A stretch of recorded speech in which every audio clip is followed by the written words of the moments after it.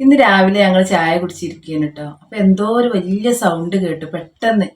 അപ്പോൾ ആ സൗണ്ട് കേട്ടപ്പോൾ ഉമ്മ പറഞ്ഞു ഇടി വെട്ടുന്നുണ്ട് എന്ന്. അപ്പോൾ ഞാൻ വേഗം പോയി മുറ്റത്തേക്കൊക്കെ നോക്കി. പുറത്തേക്ക് ഇറങ്ങി നോക്കിയപ്പോൾ നല്ല വെയിലാണ്. മഴക്കാറോ ആകാശത്ത് കാർമേഘമൊന്നുമില്ല. അതായത് ഇടി വെട്ടാനുള്ള ഒരു സാഹചര്യം അപ്പോൾ അവിടെ ഇല്ല. അപ്പോൾ ഇടി വെട്ടിയതല്ല എന്ന് മനസ്സിലായി. പിന്നെ ആരെങ്കിലും പടക്കം പൊട്ടിച്ചതാണോ അത് വിചാരിച്ചു. അപ്പോൾ അതുമല്ല, ഒരു ഇടി മുരളുന്ന ഒരു സൗണ്ടാണ് കേട്ടത്. അപ്പോഴാണ് പിന്നെ ഇങ്ങനെ ഓർമ്മ വന്നത്, 4 കൊല്ലം മുന്നേ എയർപോർട്ടിൽ ഒരു വിമാനം തകർന്നിരുന്നു. എയർപോർട്ടിന്റെ അടുത്താണ് കേട്ടോ ഞങ്ങളെ വീട്. അപ്പൊ എയർപോർട്ടിൽ വിമാനം തകർന്നപ്പോൾ ഇങ്ങനെ ഒരു സൗണ്ട് വന്നിരുന്നു. അപ്പൊ അങ്ങനെ എന്തെങ്കിലും അപകടം ഉണ്ടായതാണോ?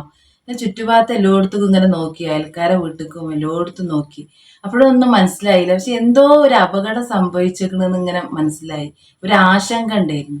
അപ്പൊ ഇങ്ങനെ പിന്നെ നമ്മള് കുറച്ച് കഴിഞ്ഞപ്പോ നമ്മളെ ജോലിയൊക്കെ തുടർന്ന് ഇപ്പൊ ഉച്ചക്ക് ഫുഡൊക്കെ കഴിച്ച് ഇങ്ങനെ ഇരിക്കുമ്പോ വെറുതെ ഒന്ന് ചാനൽ തുറന്നു നോക്കിയതാണ്. അപ്പൊ അതില് കണ്ടു വയനാട്ടിൽ ഭൂചലനം ഉണ്ടായിക്കണ്, കോഴിക്കോട് ഉണ്ടായിക്കണ്, പാലക്കാട് ഉണ്ടായിക്കണ്.